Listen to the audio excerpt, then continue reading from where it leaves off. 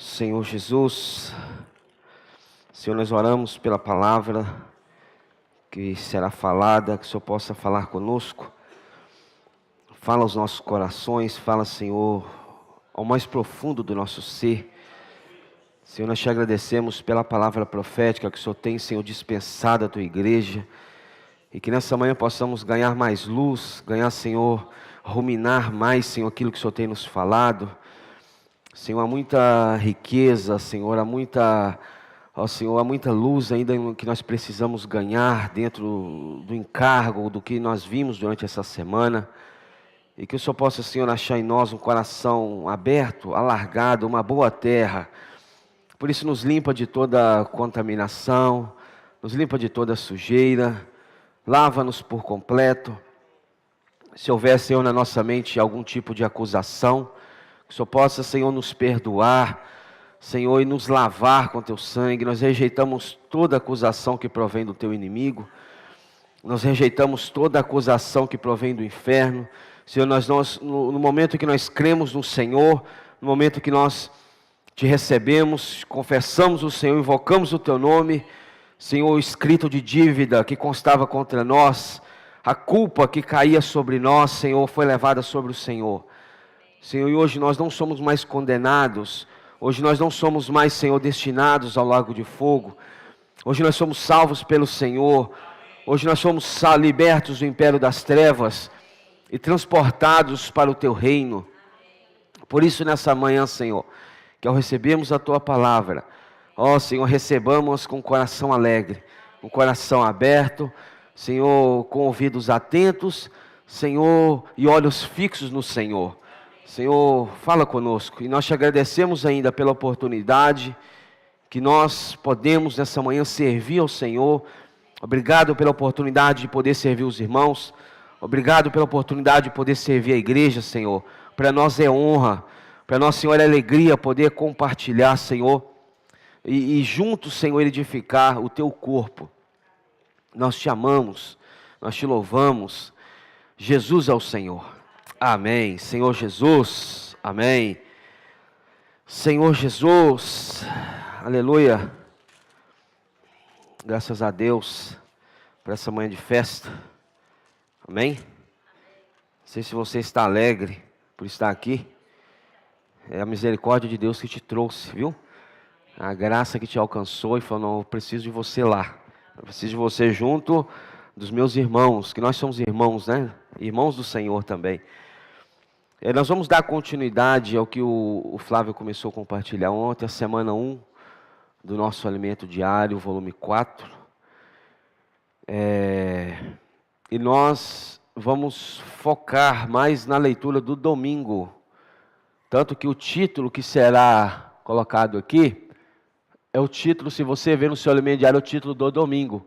O cancelamento do escrito de nossa dívida. Eu e você éramos devedores. Eu e você éramos devedores. E a conta, para você compreender, a conta era tão alta que nenhum de nós conseguiríamos pagar. Sabe aquela conta que não tem como ser paga?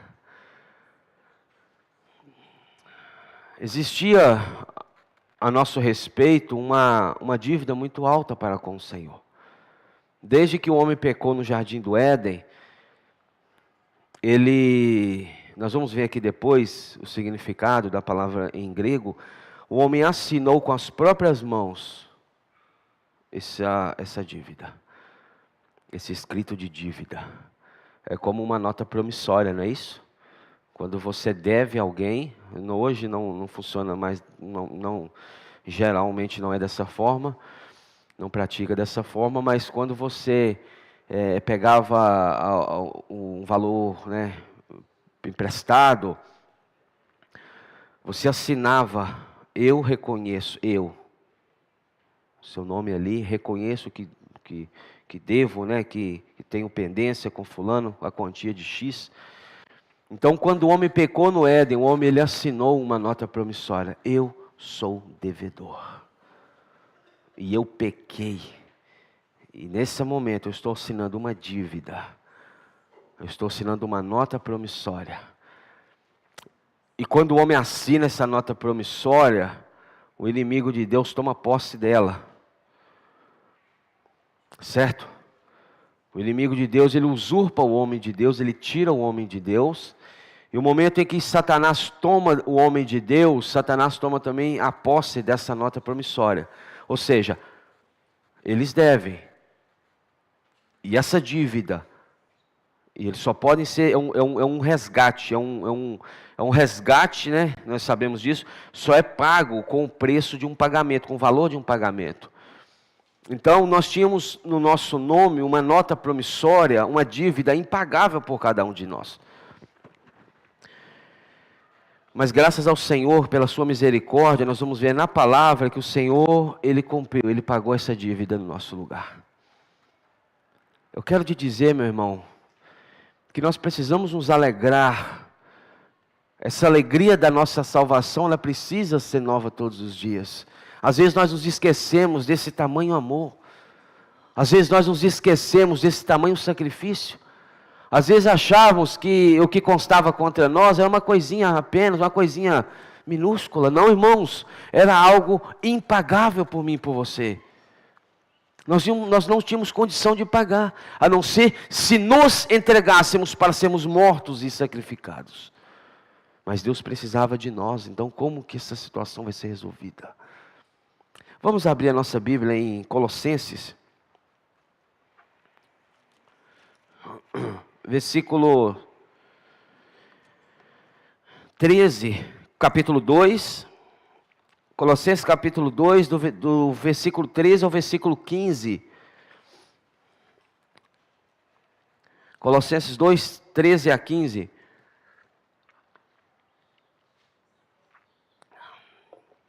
Vamos ler juntos. E a vós outros que estáveis mortos pelas vossas transgressões e pela incircuncisão da vossa carne, vos deu vida juntamente com ele, perdoando todos os vossos delitos, tendo cancelado o escrito de dívida que era contra nós e que constava de ordenanças, o qual nos era prejudicial, removeu-o inteiramente, encravando-o na cruz e despojando os principados e as potestades, publicamente os expôs ao desprezo, triunfando deles na cruz. Então, nós vimos nessa semana que a igreja em Colossos, o que levou Paulo a escrever aos Colossenses, a epístola de Paulo aos Colossenses, foi principalmente o fato daquela igreja estar sendo bombardeada, invadida, tanto pela tradição judaica, a religião judaica, quanto pela filosofia grega. E houve uma miscelânea, uma mistura. E aquilo ali, Paulo tinha apresentando para eles a palavra pura de Deus. Cristo é o centro, Cristo é o início, Cristo é o meio, Cristo é o fim. Em Cristo habita corporalmente a plenitude de Deus, que é da deidade. Paulo estava única e exclusivamente querendo mostrar para os irmãos em Colossos: prestem atenção e olhem exclusivamente para Cristo. Porque havia uma forte chance daquelas influências, sejam judaica cristãs, sendo filosófica grega, entrar e atrapalhar a visão dos irmãos e tirar a visão dos irmãos de Cristo. Havia culto de adoração a anjos, ou seja, haviam palavras faladas, estou aplicando no púlpito da igreja em Colossos, de que somente Jesus não é suficiente, nós precisamos apelar para os anjos. Nós precisamos também voltar nossa atenção para eles, porque eles também intercedem por nós junto a Deus. Paulo, escrevendo a 1 Timóteo capítulo 2, fala que só há um mediador entre Deus e os homens. Pensa na batalha de Paulo, os ismos entrando na igreja em Colossos, gnosticismo, ascetismo e vários ismos adiante por aí, para atrapalhar a palavra pura, para tirar dos irmãos o foco de Cristo. Irmãos, a nossa visão é somente Cristo. Nós olhamos para Cristo, a nossa atenção precisa estar voltada para Cristo e a sua palavra. O que vem fora disso, irmãos, é para nos distrair, é para nos desviar. E há muitas palavras boas sendo faladas por aí, usando até o nome de Jesus, mas não te conduz ao reino. Pode até te preparar para ter uma vida mais forte nesta terra, certo? Pode até te preparar, te fortalecer, são palavras boas, não tem nada de errado. Mas se você vê o fim, você quando ouve uma palavra, sendo de Deus, você tem que ver o seguinte, irmãos, essa palavra não é para agora apenas. Você já tem que pensar o seguinte, qual é o fim? Para onde essa palavra me conduz? Você tem que saber discernir isso aí. Porque, infelizmente, tem muitos aproveitadores por aí, falando palavra em nome de Deus, para quê? Prender pessoas a si mesmo. Então, você tem que ver o seguinte, essa palavra que eu estou ouvindo, ela me leva para onde? Ela me leva para o reino? Se te leva para o reino, meu irmão, Jesus é o Senhor. Porque a palavra de Deus é para preparar a sua igreja para o reino. É edificar a igreja como o corpo de Cristo. Então, toda palavra que é falada, tem muitos que falam, é muita palavra, muito... Irmãos, mas é para o hoje, é para o agora, é momentâneo. Lá na frente, você vai procurar essa palavra, cadê ela? Passou. Não te conduziu. A palavra profética, ela tem por função tirar o povo de um ponto e levar a outro ponto, a introduzir num outro ponto. Na época do Antigo Testamento, a palavra profética falada pela pessoa de Moisés tinha a função de tirar o povo do Egito, libertar o povo do império das trevas, Colossenses 1,13, e transportar o povo para a boa terra. Quando o povo tivesse ingressado na boa terra, não precisaria mais da palavra profética. Quando nós estivermos com o Senhor no reino, não vai haver mais necessidade de palavra profética. Mas enquanto nós não chegamos, Deus tem falado a sua palavra, e a palavra é para a igreja. Nós já falamos isso, a palavra é para todos nós, a palavra não é para meia dúzia, é para uma classe seleta, que ouve, e deixa eu ver o que eu falo para os outros. Deixa eu dar uma resumida aqui, deixa eu passar, isso aqui eles podem ouvir, isso aqui eles não podem ouvir ainda não. Irmãos, não funciona assim com Deus. Deus quando fala, Ele fala para a igreja. E a mesma palavra que você está ouvindo em Carlos Chagas, tem irmãos ouvindo em todas as partes do mundo. Quando você abre o seu alimento diário pela manhã e vai desfrutar do seu alimento diário, a mesma porção que você está lendo, todos os nossos irmãos em toda a terra habitada estão ouvindo. Então, irmãos, a palavra profética é isso. E Paulo estava muito preocupado, porque estavam entrando palavras para desviar os irmãos da boa palavra de Cristo, da pura palavra, a palavra de salvação. Cristo estava perdendo o foco, Cristo estava perdendo o centro da igreja em Colossos. É como no início no Jardim do Éden, a árvore da vida como centro, já não estava mais no centro. Qual que estava no centro? A árvore do conhecimento. Ou seja, os gregos, a cultura grega, eles visam e eles têm essa prática, nós precisamos conhecer tudo. Eu quero saber o porquê disso, o porquê daquilo, como isso acontece. Por isso que os judeus buscam sinais, os gregos sabedoria, nós buscamos a palavra, irmãos.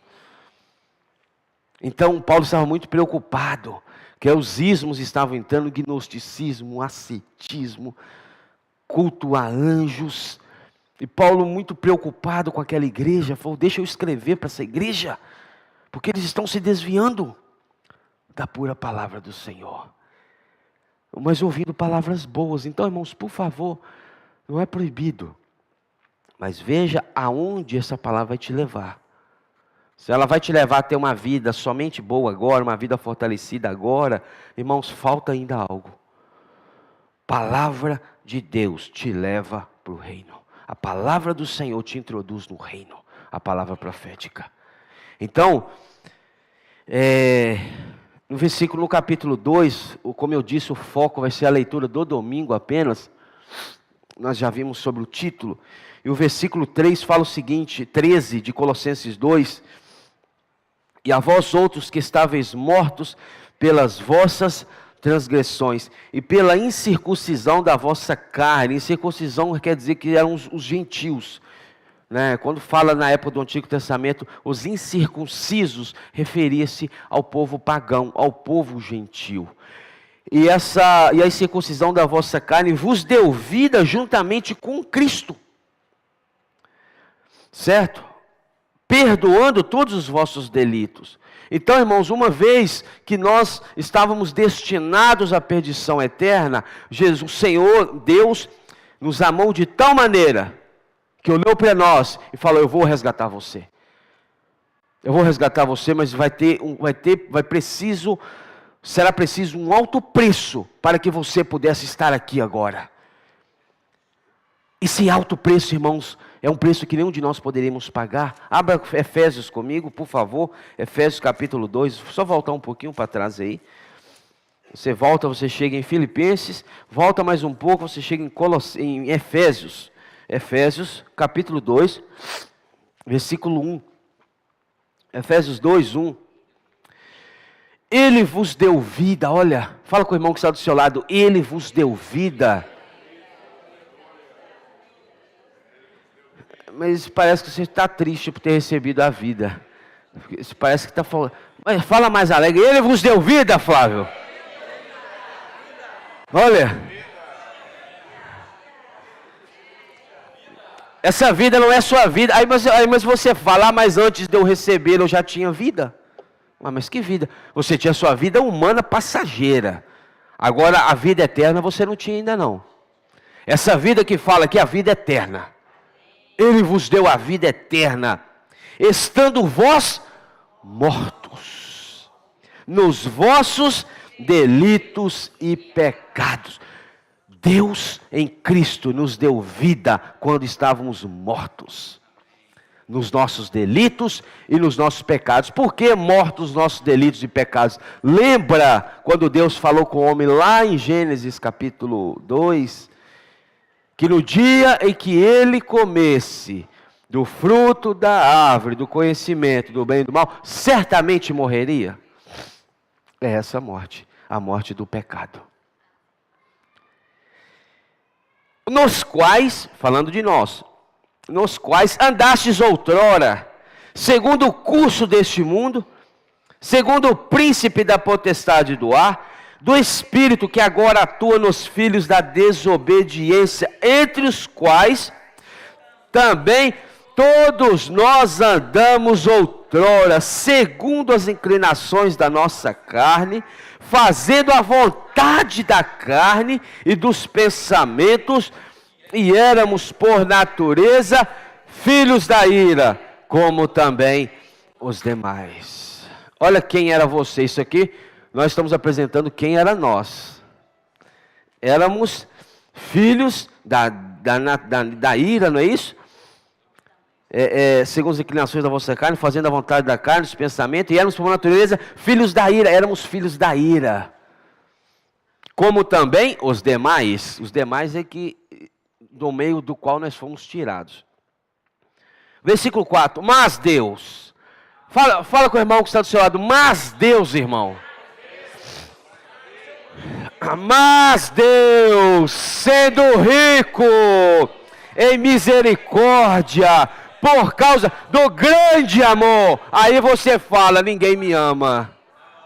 Aí você fica reclamando, ninguém me ama, ninguém gosta de mim. Leia esse versículo, por favor. Por causa do quê? Do grande amor. Se te falta mais alguma coisa além disso, você ainda não teve a visão disso. Se te falta alguma coisa além disso, você não teve a visão disso. Que grande amor que nós fomos amados. Te falta, irmãos. Talvez você fique aí, com todo respeito, mendigando um amor humano. Nós vemos pessoas aí, em relacionamentos principalmente, que pessoas, quando há um término de relacionamento, as pessoas ficam um trapo, mendigando um amor humano falho e passageiro. Não come, não bebe, não dorme, esquecendo que nós fomos alvos da misericórdia, desse grande amor com que nos amou. Quando você, irmão, se sentir não amado, você precisa lembrar dessa passagem. Deus me amou com grande amor. Por causa do grande amor com que nos amou, e estando falando novamente da nossa condição, e estando nós mortos em nossos delitos. Por que falou de novo? Porque nós não podemos esquecer de onde saímos. Não esqueça de onde Deus te tirou, porque a partir do momento que você se esquecer, você se torna ingrato. Eu me torno ingrato. A partir do momento que eu esqueço de onde que Deus me tirou, eu me torno ingrato. Ah, mas eu nunca fiz nada de errado. Não importa, meu irmão. Estávamos todos no mesmo barco, independente do que você fez, deixou de fazer. Até os mais bonzinhos, até o mais bonzinho, mais caridoso dos homens, sem receber o Senhor, ele está no mesmo barco de um pior assassino, de um pior traficante, de um pior bandido. É o mesmo patamar, não há diferença. Então nós precisamos ter essa visão de quem nós éramos e de onde o Senhor nos tirou. Não viver lá, você não precisa viver lá, mas você não pode se esquecer também. Irmãos, Deus nos tirou do império das trevas. Ele nos libertou do império das trevas. E estando nós mortos nos nossos delitos, nos deu vida juntamente com Cristo. Você ganhou vida juntamente com Cristo, Flávio. Fala com o irmão que está do seu lado. Você ganhou vida juntamente com Cristo.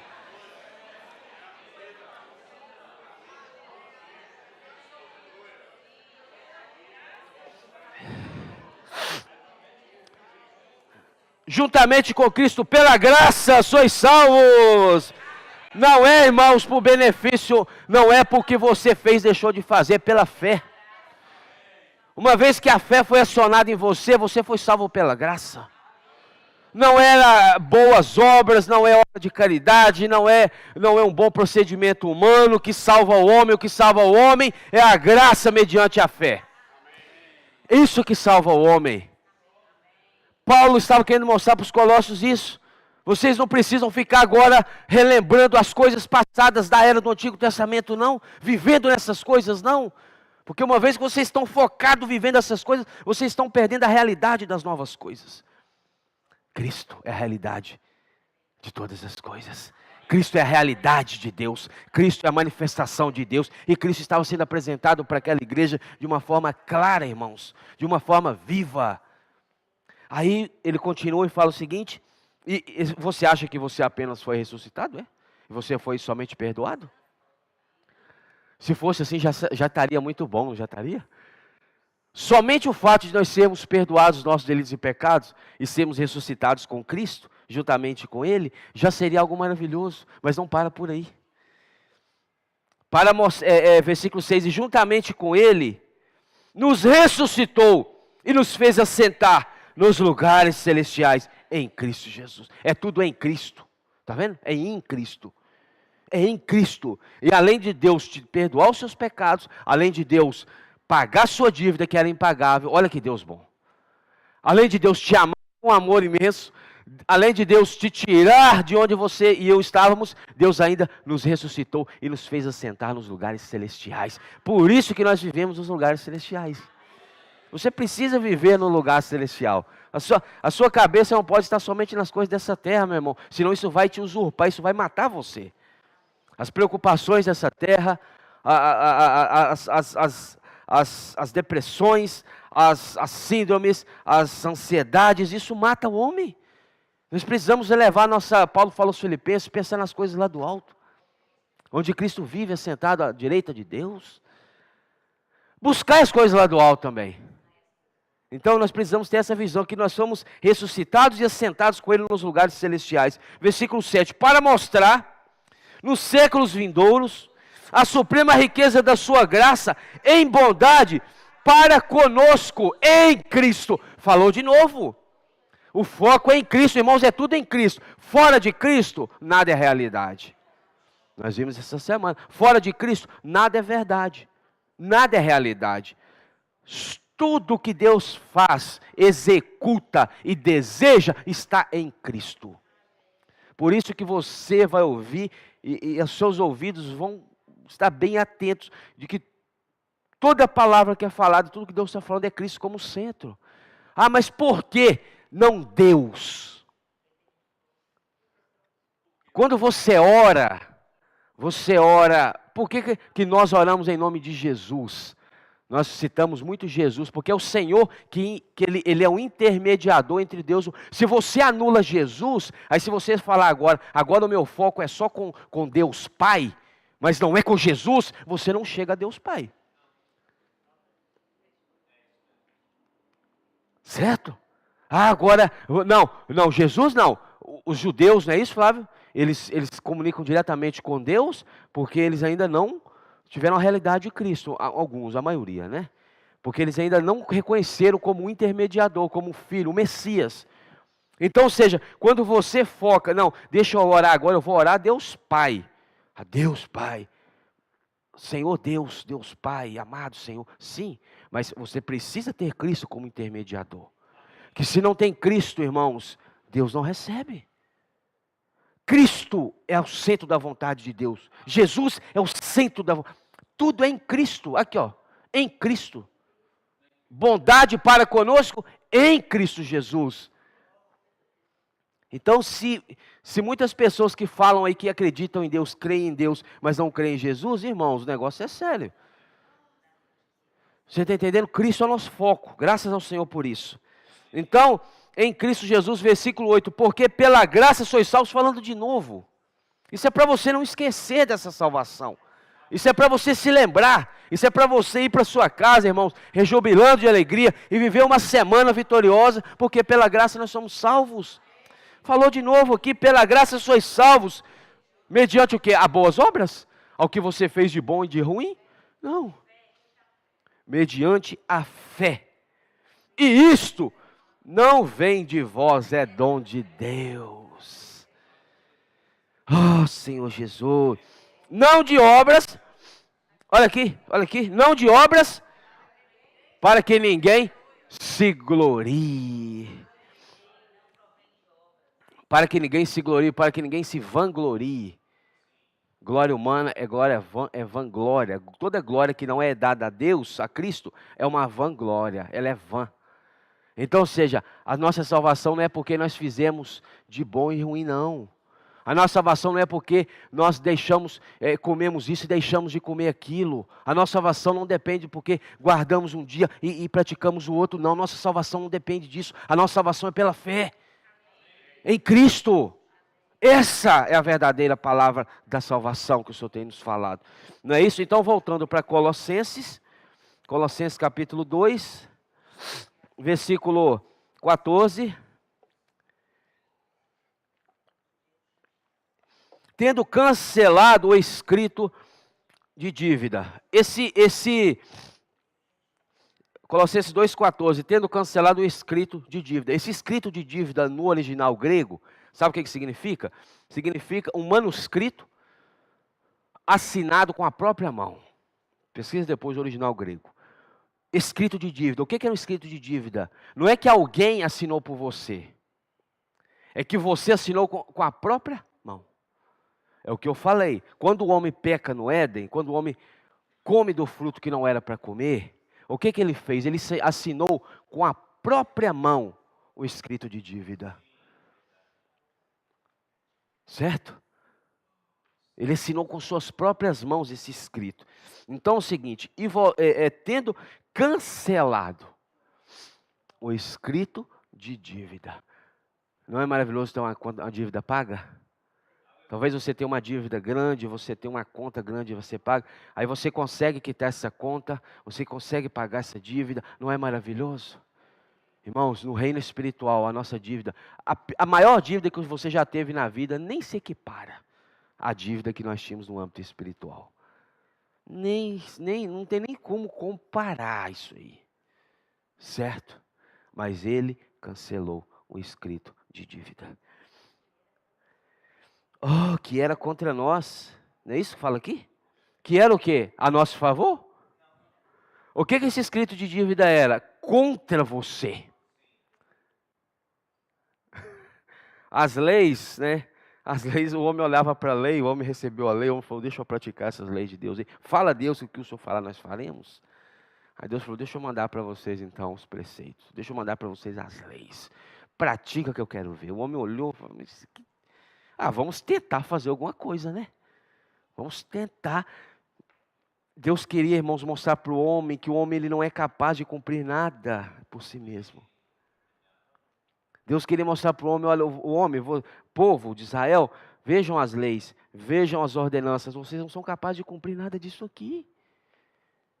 Não, nem tenta ficar tentando cumprir, justificar por obras, não. Vocês estão buscando se justificar como bonzinhos, tentando cumprir o que eu falei. Mas não é por isso, não é por esse caminho, é pela fé. A lei serviu para guardar o homem. A lei serviu como guardião. Gálatas fala, né, Flávio? Que ela serviu como aio. Aio é guardião. Para guardar o povo. Até a vinda da realidade que é Cristo.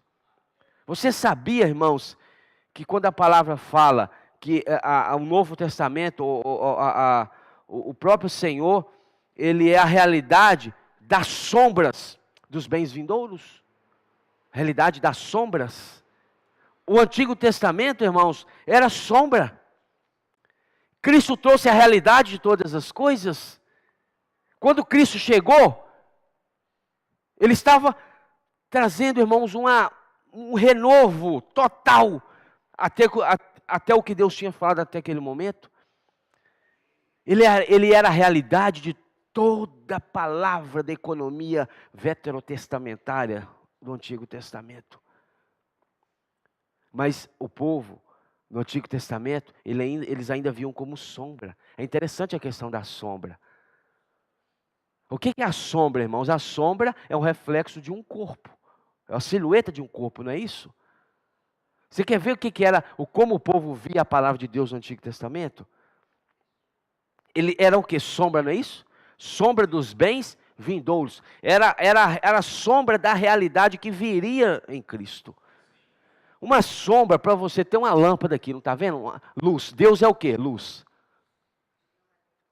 Deus é luz. Esse púlpito está aqui. Não tem esse púlpito aqui? Você está vendo a minha mão?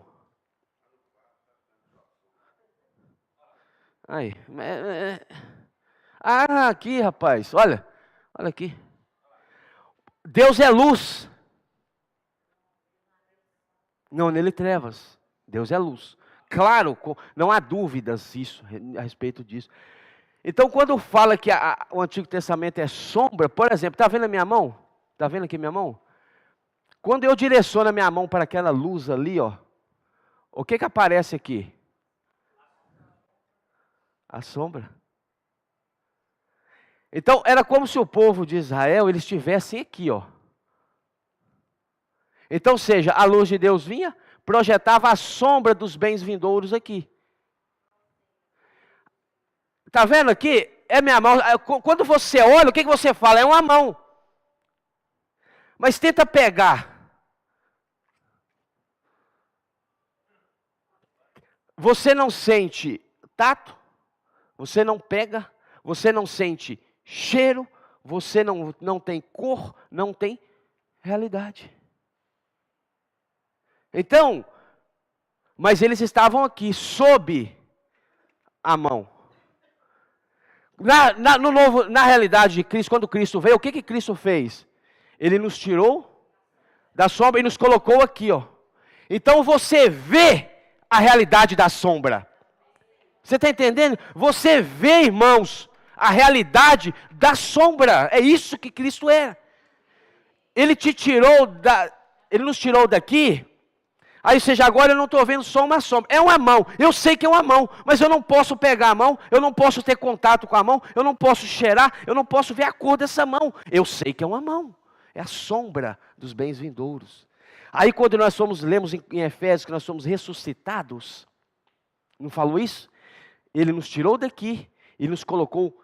E o que falou? Ele nos fez assentar junto com Cristo. Então Ele nos tirou e nos colocou junto. Aí você olha, e hoje nós vemos tanto a sombra quanto a mão que projeta a sombra. Hoje Cristo, essa é a realidade, irmãos. O povo do Antigo Testamento era assim. Eles só tinham essa sombra. E nós não podemos condenar e julgar esse povo, não. É a realidade. É o que eles têm. A visão que eles têm. Nós precisamos orar por Israel, né, Flávio? Orar por aquela nação. Que bem-aventurados são os que oram, né? Os que oram pela paz em Israel. Então, irmãos, a realidade é essa. Então, quando fala aqui, ó, tendo cancelado o escrito de dívida que era contra nós, e que constava de ordenança, é uma ordem. O significado de ordenança no grego é dogma. Eu notei aqui na minha Bíblia o que significa dogma, presta atenção. As regras e requerimentos da lei de Moisés, que sugere severidade e julgamento ameaçador. É o dogma, é o preceito da lei, ou seja, ou você cumpre, ou você segue, ou vai haver uma consequência. Então, o não é algo interessante, olha para você ver. As leis, elas eram impossíveis de serem cumpridas, certo? Mas o não cumprimento delas também trazia maldição. Você está entendendo? Deuteronômio capítulo 28. Eu não vou ler por causa do tempo. Então o não cumprimento, maldito serás quando levantar, maldito serás quando deitar, maldito serás a vossa terra, a tua saúde, trazia maldição para todos os âmbitos da vida do homem. Desde a saúde, para os negócios, para a vida, para tudo. Aí você fala, poxa vida, se um negócio que não é possível praticar, e se eu não praticar, eu sou amaldiçoado? Há uma maldição, há uma consequência? Então Jesus não veio tratar com a consequência do não cumprimento das ordenanças. Jesus veio tratar com a causa. Qual que é a causa? O homem não é capaz de cumprir. Aí, ou seja, dogma, ordenanças é dogma. Que constava de ordenanças, o qual nos era prejudicial. O que é ser prejudicial, filha? É o ser oposto, é ser contrário. Então, as ordenanças, elas eram contra nós, Dulce. Aí o povo olhava e falava, Senhor, peraí, isso tudo, irmãos, isso tudo era para o homem olhar. Senhor, eu dependo de Ti. Senhor, eu não consigo, Senhor. Senhor, eu não posso. Senhor, eu não consigo. As leis foram dadas, não é isso, Flávio? Para o homem depender de Deus, olhar e falar, Senhor, eu não sou capaz de nada disso. Senhor, tenha misericórdia de mim, Senhor. Tenha misericórdia de mim, eu não sou capaz disso. É para isso. Então, ou seja, constava de ordenanças, o qual nos era prejudicial. Nos era prejudicial, no original, é o contrário. Removeu-o inteiramente, encravando-o na cruz. Agora presta atenção na palavra. Removeu-o inteiramente. Não foi em partes. Foi inteiramente. Encravando-o na cruz. Você sabe o significado de encravando-o na cruz, Gera? No original grego? Segundo a Strong. Sabe qual é o significado de encravando-o na cruz? Pregar com prego a si mesmo. Quando Cristo foi pregado, irmãos, no madeiro, ali ele estava encravando também a dívida que constava contra nós.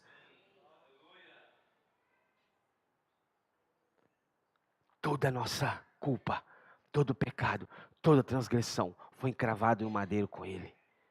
E é interessante isso aqui. Abra comigo. Quando Paulo mostra aos Colossenses a respeito do removeu inteiramente encravando-o na cruz, eu anotei aqui, está na minha Bíblia aqui também, eu anotei um comentário a respeito disso, que eu encontrei na Bíblia de estudo minha. Fala o seguinte, essa imagem de encravando-o na cruz, presta atenção, Essa imagem ela vem do comunicado que era afixado na cruz pelas autoridades romanas, certo? Declarando o crime pelo qual o criminoso estava sendo executado. Lembra que na cruz de Jesus eles pregaram umas palavras? Onde está isso, João? João 19. João capítulo 19. Oh, Senhor Jesus, aleluia. João capítulo 19.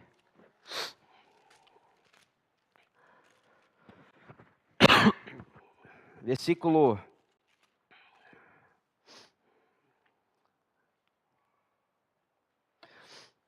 20 e... Não, João 19, versículo 19. João 19, 19. Pilatos escreveu também um título e o colocou no cimo da cruz. Da cruz de quem? De Jesus. O que estava escrito era: Jesus Nazareno, Rei dos Judeus. Mas presta atenção aqui.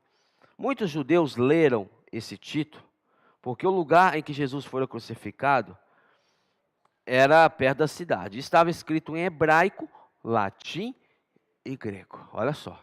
Hebraico, latim e grego. Cadê?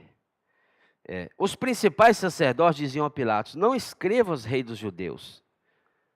E sim, o que ele disse: sou o Rei dos Judeus. Respondeu Pilatos: o que escrevi, escrevi. Acabou o assunto. Então, quando aquela mensagem estava... Porque naquela época, todo o executado, ele tinha escrito, né, no cimo da cruz, a sentença, por que ele estava sendo executado. E Jesus estava sendo executado por quê? Por seu rei. Não é isso? Por seu rei. O Salvador. Por seu Senhor. O Libertador. O Messias. Por isso que ele estava sendo executado. Olha que sentença, hein? Olha que motivo, né? Mas é interessante que aqui fala que estava escrito em três idiomas, Flávio, da época. Era o idioma de toda a terra. Se você pegasse toda a terra, falava-se em 3 idiomas, né? Latim, hebraico, latim e grego. Volta para Colossenses 2. Colossenses 2. Então, quando fala que estava escrito em hebraico, representava a religião hebraica. A religião hebraica, certo? Em latim, a política romana. E em grego, a cultura grega. Certo? Então é o seguinte, aquela mensagem estava sendo proferida para todas as linguagens do mundo, ou se representando. Essa morte que está sendo executada agora, não é somente para uma classe, para 2 classes. Essa morte, essa sentença, esse sacrifício, ele é oferecido para todos, para todo mundo. Aí você lembra de João 3,16, porque Deus amou o mundo de tal maneira que deu. Amou o mundo, irmãos, são todos os homens. Então, seja, o sacrifício do Senhor é para todos. Mas nem todos vão receber o sacrifício. Mas ele é para todos. Para o hebraico, para o latim e para o grego. Então, todo que olhasse e falasse: opa, ele está morrendo por mim. Entendeu? Ele está morrendo por mim. Agora, fala com o irmão que está do seu lado: ele morreu por você. Aí é pesado. Não, pode falar, você está com vergonha de quê, irmãos? Fala: ele morreu por você. Aí você fala: ele morreu por nós. Ele não fez distinção, irmãos. Para o Senhor não há distinção. Uma vez que nós cremos, nós tomamos posse desse sacrifício. Pela fé. Então, ou seja, quem lesse ali, compreendia, Dulce. O que estava acontecendo ali. E Deus, ele quer fazer hoje com os homens dessa forma. Para apresentar para todos que Jesus é o Senhor. Apresentar para todos a salvação de Deus por meio da pregação do Evangelho. Seja hebraico, latim ou grego. Entendeu? Então isso é muito, a gente precisa ruminar sobre isso. Versículo 15, para terminar, Colossenses 2,15. Não, peraí, vamos voltar aqui. Volta em Gálatas rapidinho comigo. Gálatas, eu preciso te passar sobre isso aqui. Gálatas, capítulo 3, versículo 14 e 15. Gálatas 3, 14 e 15. 13 e 14, perdão. Gálatas 3, 13 e 14.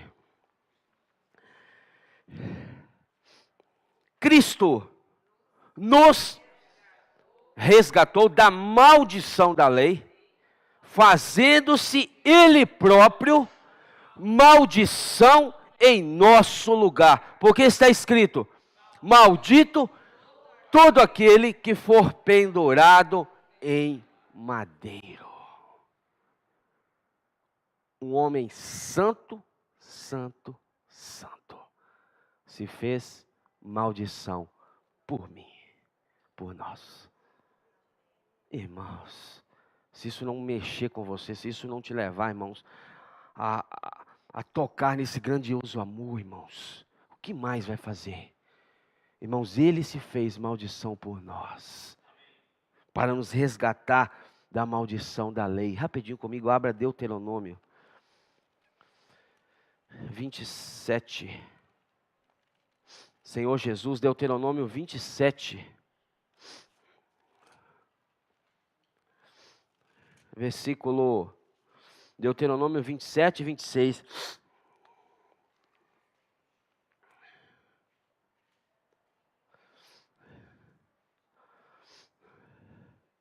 Essas são as maldições que foram referidas ao Monte Ebal, né?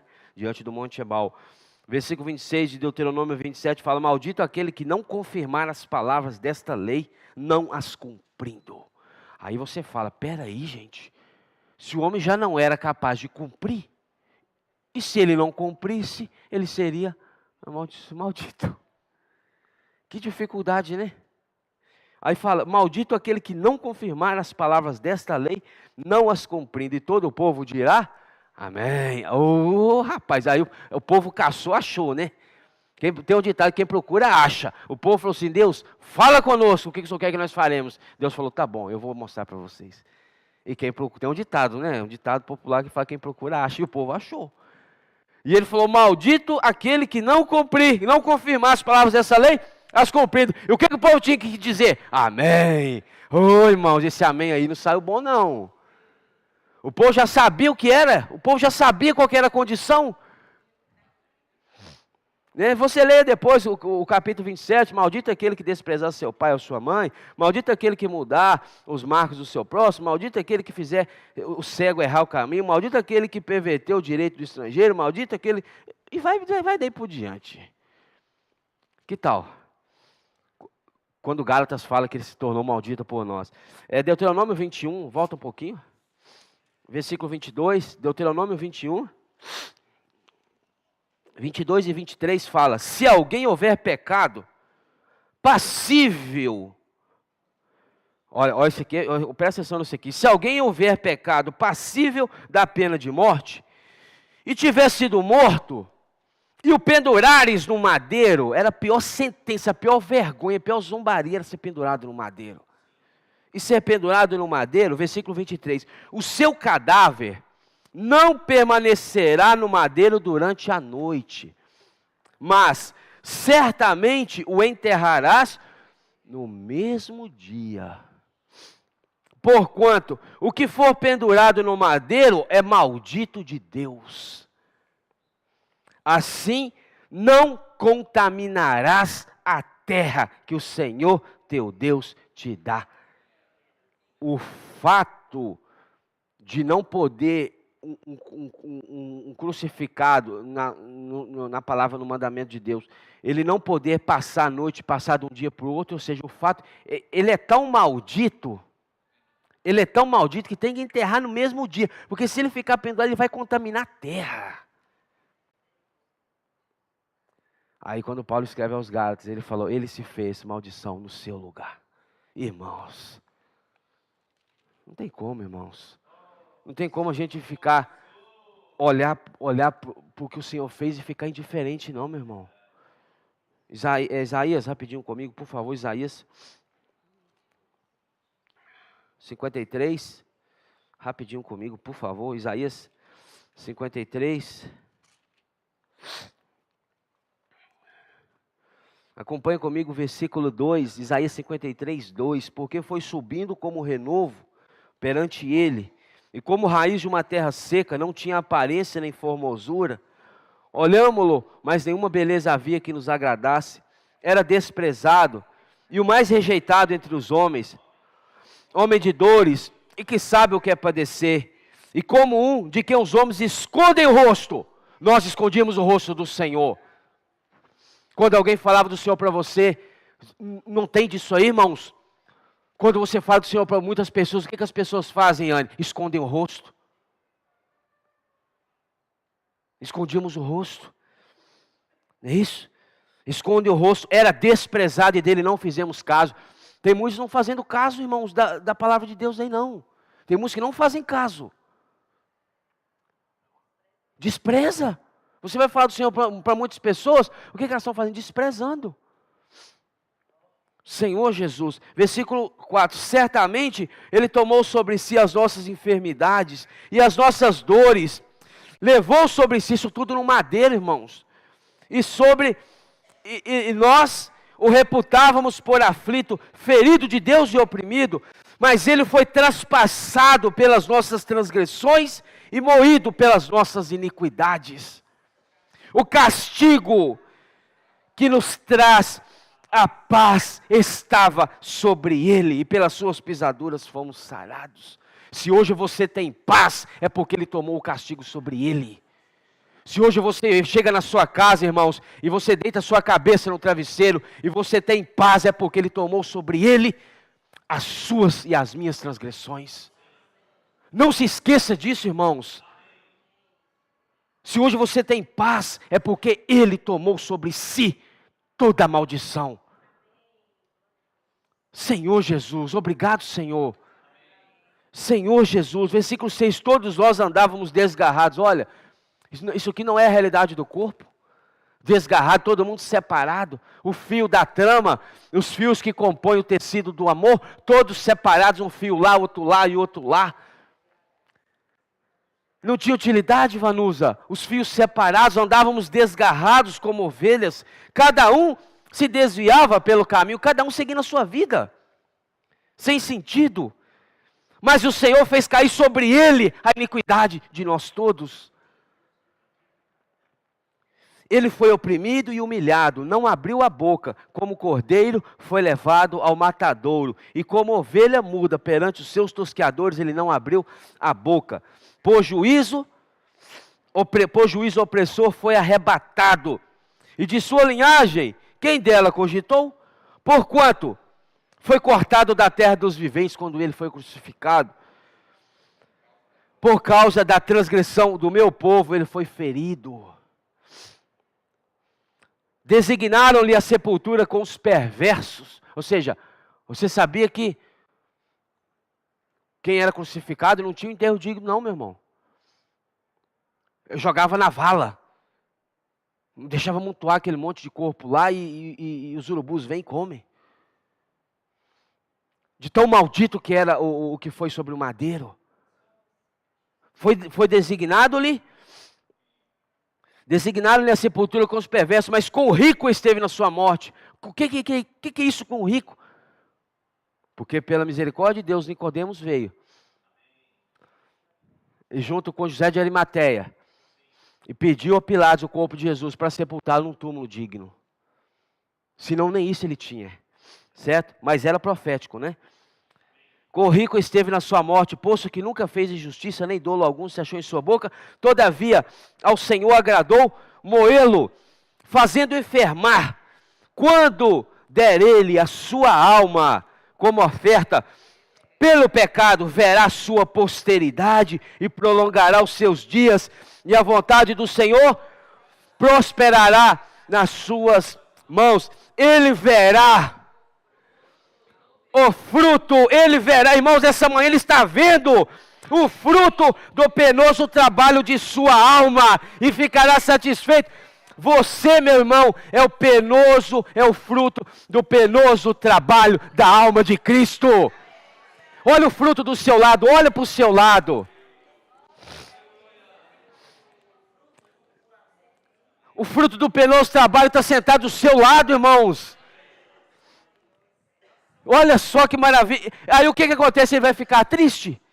Ah, eu me arrependo de ter salvo Emília. Eu me arrependo de ter salvo o filho. O filho está pisando muito na bola. Eu me arrependo de ter salvo o Fábio. Fábio, irmãos, ele não se arrepende, ele fica satisfeito. Aleluia! Nessa manhã o Senhor está satisfeito, Gera.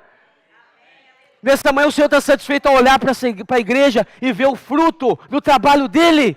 Ele derramou a sua alma por nós, irmãos. Ele, como o grão de trigo, caiu. Ele caiu, o grão de trigo caiu, mas ele germinou, ele morreu, mas ele deu frutos. Olha que maravilha!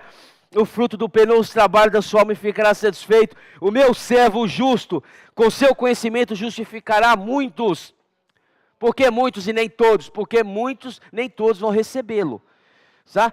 Porque as iniquidades deles levará sobre si. Por isso eu lhe darei muitos, como a sua parte.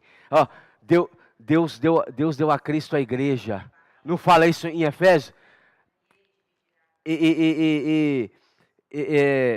Efésios 1, ele deu a igreja que é o seu corpo, a plenitude daquele. Deus deu Cristo à igreja, a igreja para Cristo. Falou, olha aqui o resultado do seu trabalho.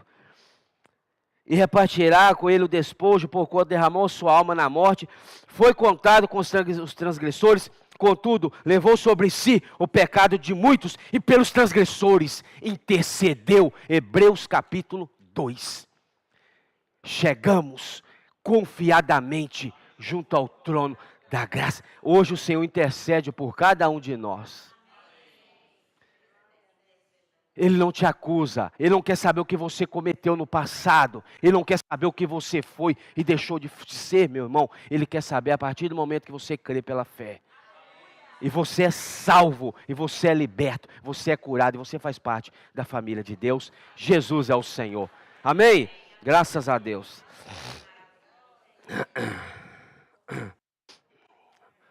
Senhor Jesus, vê como vai fazer.